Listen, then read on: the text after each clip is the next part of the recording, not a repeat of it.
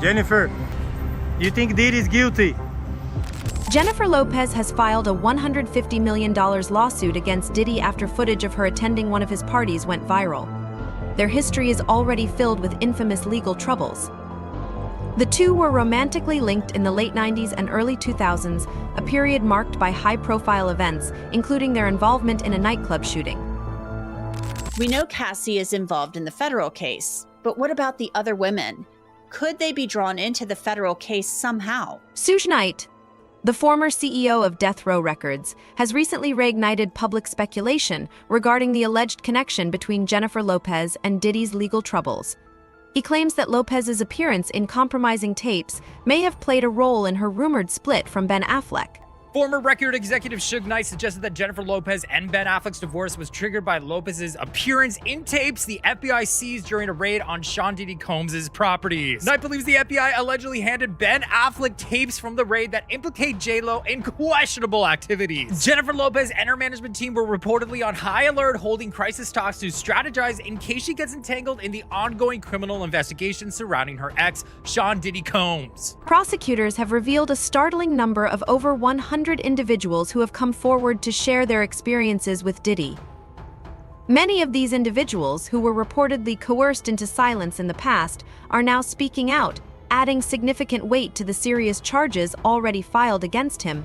Those, the enablers who enabled this conduct behind closed doors. We will pursue this matter, no matter who the evidence implicates. These brave victims who have stepped forward deserve nothing less. The biggest secret in the entertainment industry that really wasn't a secret at all has finally been revealed to the world. The wall of silence has now been broken, and victims are coming forward. Our team has had at this point more than 3,285 individuals contact us, with people claiming to have been victimized by Sean Combs. After vetting, we now represent 120 individuals who intend to bring civil claims in civil court against Sean Diddy Combs, as well as claims against many other individuals and entities that we will name as defendants. Turning now, where two law firms held a news conference today saying they're representing more than 100 alleged victims who accused Sean Puffy Combs of assault. Now, this is just the latest in the many cases pending against the rap mogul, who is still behind bars on federal charges. Now, during today's news conference in Texas, attorneys are asking for more potential victims to come forward. The conduct we will describe today occurred over more than 20 years. In a surprising twist, a relative of Diddy has claimed that his ex-girlfriend, Cassie, allegedly offered him $30 million to settle her case privately, avoiding a lawsuit altogether. According to the source, Diddy refused the offer, despite the substantial amount of money involved. This revelation adds complexity to Cassie's legal battle with Diddy, suggesting that negotiations to settle the case behind the scenes were occurring. From your own family member and sources about what people should feel is a reasonable allegation? What people should feel is a reasonable allegation? I mean, look, this person Diddy has been dealing with a lot of drugs for about 15 years. He's been dealing with a world where he is surrounded by enablers. A lot of people have told me the folks who might say no to him have been pushed out of the circle, out of the entourage, and he's surrounded by enablers and people who won't say no to him and people who won't say, hey, let's rethink that decision. Anybody who isn't supporting his every whim and instinct is out. So he's surrounded by people, just yes men and women. This includes his attorneys, because when Cassie came to him and said, hey, I'll be silent if you give me $30 million, he didn't believe her. He didn't take her seriously. His entitlement and his lack of respect for her was so much that he's like, she's not going to challenge me. She's not going to do anything. I'm not afraid of her. And there should have been somebody who could say, hey, this is a very good deal. You know what she's going to say? Do you know what impact that's going to have? 30 million is nothing for you. But There's nobody. Jennifer Lopez has previously commented on Diddy's ability to avoid conviction in the 1999 nightclub shooting case. In past interviews, she maintained that she believed Diddy would be found innocent, reflecting the complicated nature of their relationship, which involved both romance and legal drama. We know what happened, and we hope, that it all turns out the way it's supposed to. You had to be disturbed by a report in the New York paper yesterday. Yeah. It said an eyewitness along 8th Avenue as your car drove by saw a female hand throwing a gun out of the car. You're the only female in the car. You don't want to talk about it? You very confident that Puffy will be found innocent in this trial? Yes, I will. You're going to testify? If they need me. But you haven't been asked I yet. haven't been asked yet. It's a difficult time, and Her public stance on this issue is now being revisited as she distances herself from the current controversies surrounding Diddy. Lopez's involvement in Diddy's life during that time, including her arrest alongside him, only complicates her current efforts to separate herself from his latest legal battles. The question remains, how much will Lopez's past relationship with Diddy influence her current attempts to protect her public image? So as you guys know right now, Jennifer Lopez is also being blasted and called out everywhere because of the Diddy situation. As you guys know, years and years and years ago, they used to date. J-Lo was also in trouble because of a certain incident that happened with Diddy. You guys know what I'm talking about, I'm sure of it. Well, this new video is circulating, and check it out. $10 says Ben Affleck knew this was all about to go down and that J-Lo was about to be indicted along with all the rest of them. And he said, I'm not going down for what you did in the 90s. So yeah, people are talking about this, and pretty much is what she's saying is she thinks that Ben Affleck divorced J-Lo because of her history with Diddy. And Ben knew like all this stuff was about to go down, and he's like, yo, I'm not gonna be married to a woman who's connected to this, so peace out. That's Interview 7. Several women have come forward, alleging that Diddy coerced them into performing degrading acts against their will. These claims are part of a larger body of accusations against him, painting a deeply disturbing pattern of behavior in which women were allegedly manipulated or threatened into compliance. Blackmail, violence, to rule essentially over a criminal enterprise. And while Combs is alleged to have involvement with illegal guns and drugs, the indictment really focuses mostly on his activities or alleged activities, especially so-called freak-offs. Those are the sometimes hours-long performances that prosecutors say women were allegedly forced to participate in. Workers that Combs would sometimes participate, sometimes watch while he pleasured himself, and sometimes film the whole thing. This is what the indictment alleges. Now, currently, Combs is at the Metropolitan Detention Center, the MDC, out in Brooklyn, New York. In a strange twist, he's in the same area of the jail as Sam Bankman-Fried, the crypto scammer accused of bilking millions from his FTX clients. Now, one of Combs' lawyers told people that Combs, while he's locked up, he's focused, he's very strong. He's also reportedly been able to be visited by family members while he awaits trial. One of the more shocking claims made by prosecutors is that Diddy used female employees for his personal gratification, allegedly forcing them into compromising situations to satisfy his desires. This allegation is part of a broader narrative highlighting how Diddy's power dynamics in the workplace were exploited for his own pleasure. Without making much of a public statement so that the indictment speaks for itself. So tell me, what are prosecutors claiming? Prosecutors are claiming that Combs abused, threatened, and coerced women around him for the purpose of furthering his. He also used his employees and others close to him in his sphere to cover up his conduct and actually engage in other crimes like arson. Which is quite serious. It's incredibly serious, and it's far broader than we anticipated when these raids began. So what exactly is Sean Combs charged with? Combs is charged with racketeering, trafficking, and trafficking over state lines to engage in. And what do these specific charges tell you? These specific charges signal a criminal enterprise. It means that Combs is not the only one involved. These allegations cast a dark shadow over Diddy's public persona and are likely to play a critical role in the upcoming legal proceedings. As more victims come forward to provide testimony, they are detailing the psychological and physical toll his actions took on them. But could the gun case be brought back up in the federal case when it comes to racketeering? Rodney Little Rod Jones, the music producer, claimed in his lawsuit that Combs used Jennifer Lopez to bring the gun into the nightclub that night.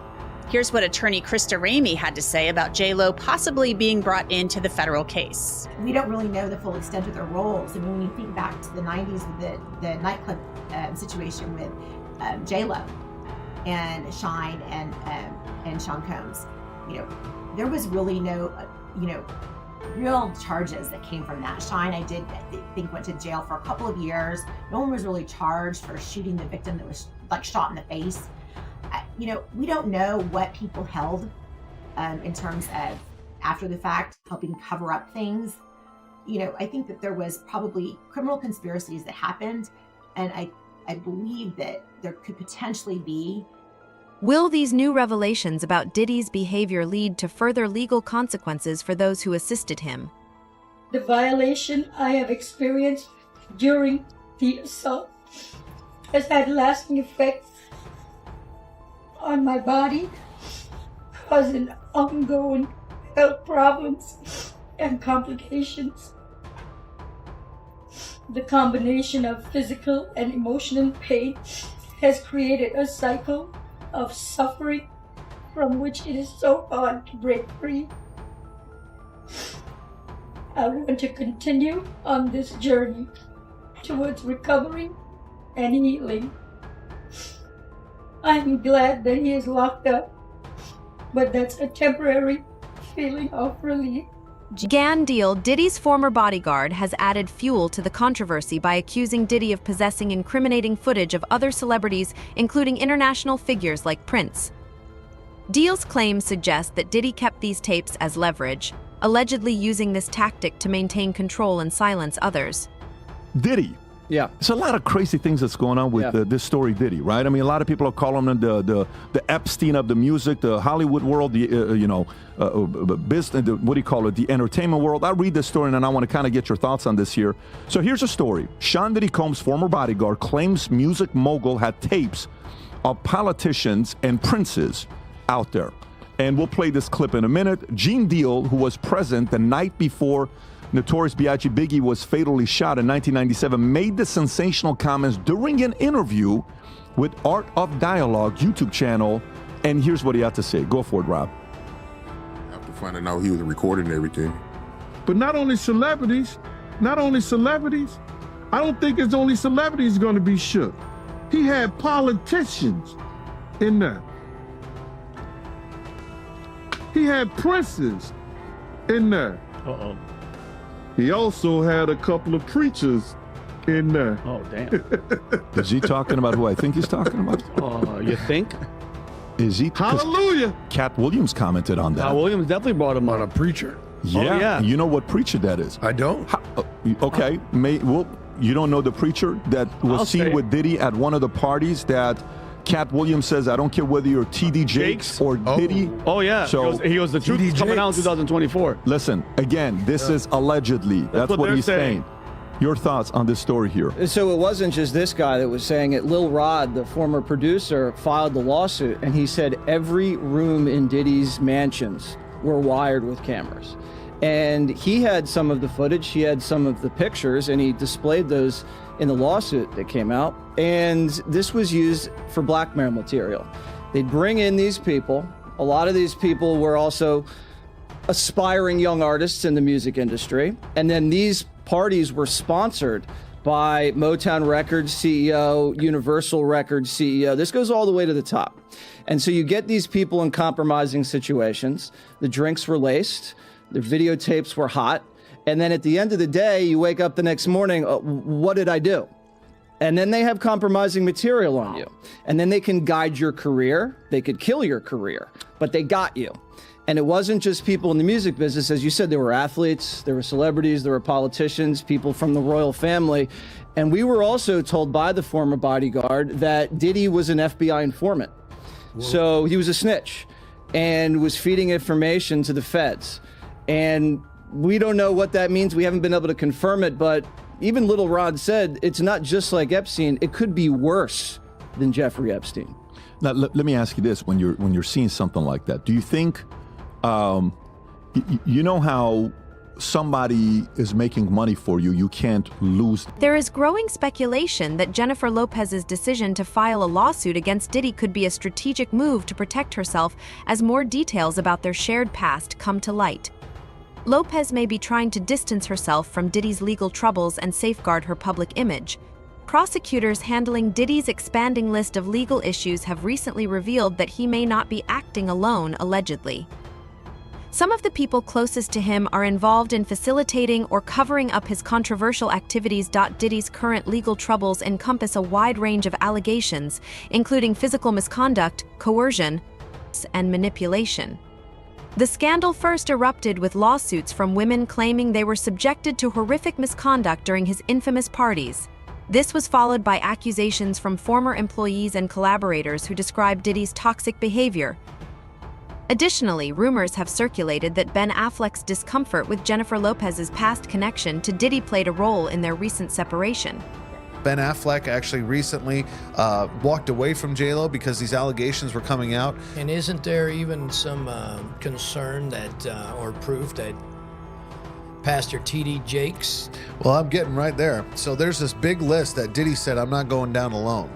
Because Cat Williams went on a podcast a while back, and Cat Williams, who's a well-known comedian in the black community for a long time, he went on a podcast and basically just regurgitated all this information that was just so valid. And he said, all these people, he said, you got God on one side, and then you got the other side. And he said, the other side, they're all going down in 2024. And he mentioned that he was offered $50 million 4 separate times to join in with these Diddy parties to basically be sodomized. And he turned it down every time. To help his career. To help his career, to bring his career to the next level.